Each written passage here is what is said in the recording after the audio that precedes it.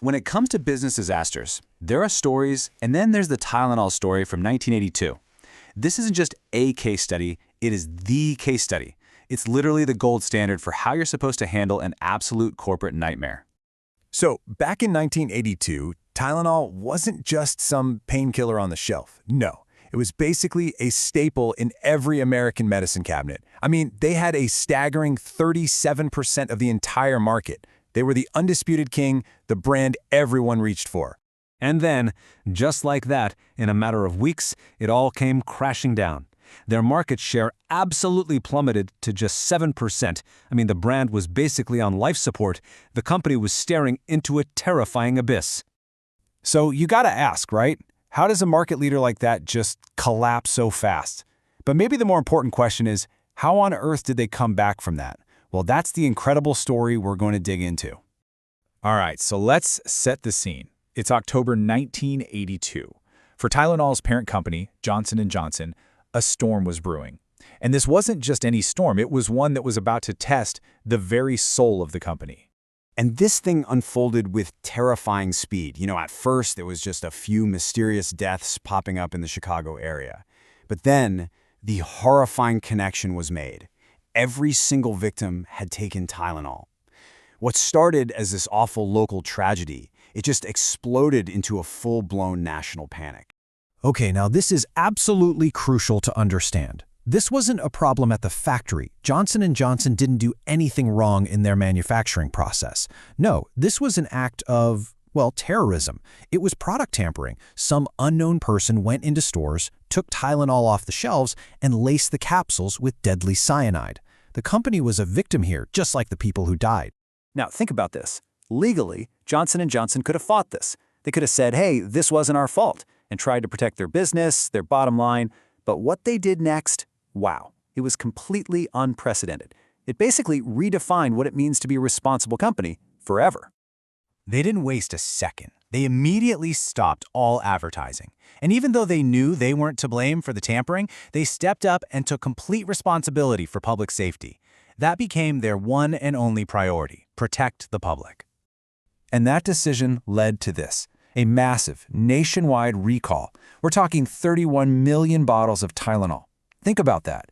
Every single bottle pulled from every store shelf, every pharmacy, every warehouse in the entire country. The sheer scale of that is just mind-boggling. And the cost? Over $100 million. And remember, this is back in 1982 money. That is a staggering amount. But for Johnson & Johnson, it didn't matter. It was a price they were willing to pay because public safety just wasn't up for debate. This right here was the simple principle that guided every single thing they did, protecting people first and property second. This wasn't some empty PR slogan they cooked up later, it was their genuine moral compass. They put their customers' lives ahead of their profits, period. No questions asked. So, okay, they stopped the bleeding. They got the dangerous product off the shelves. But now the Tylenol brand itself was toxic. The public trust was shattered. I mean, how do you even begin to recover from something like that? Well, this is where their brilliant comeback blueprint comes in. See, they didn't just sit back and hope people would forget. No way. They built this meticulous four-part strategy to actively earn back the public's trust. It involved completely rethinking their product, their pricing, and how they talk to both consumers and, importantly, the medical world. First things first, they tackled the biggest fear head-on. Those old gelatin capsules that were so easy to open? Gone. Forever. In their place, they invented something new, the caplet. It's a solid pill, so it can't be tampered with in the same way. And they put it in this revolutionary, triple-sealed, tamper-resistant packaging. This was a physical, tangible promise to every customer. We will keep you safe.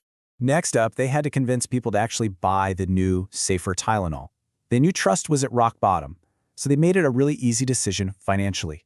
They offered these high-value coupons and totally new pricing that made the product up to 25% cheaper.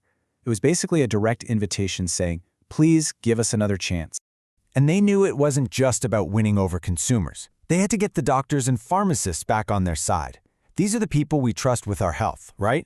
So they sent a massive sales force, over 2,250 people, to meet with the medical community face-to-face, to show them the new safety features, and to rebuild that critical confidence, one conversation at a time.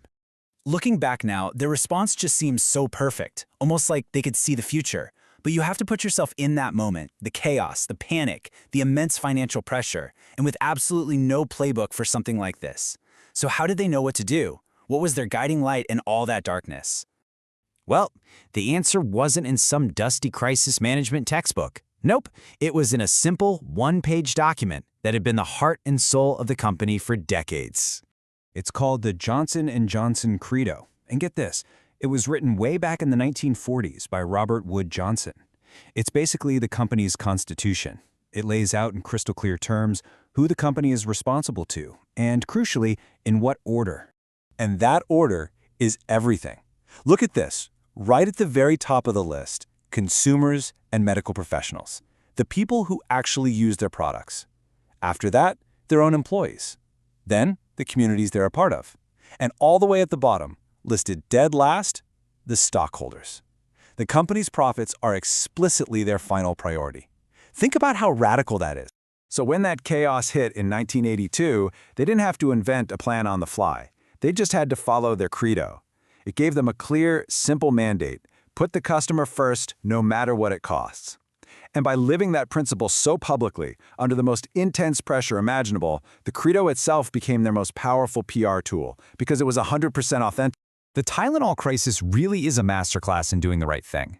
But, it's a story from a different time. Let's be real. In today's world, with the 24/7 news cycle, intense media scrutiny, and this relentless focus on quarterly earnings, would a company make that same choice? Would they be willing to sacrifice hundreds of millions of dollars to do what's right?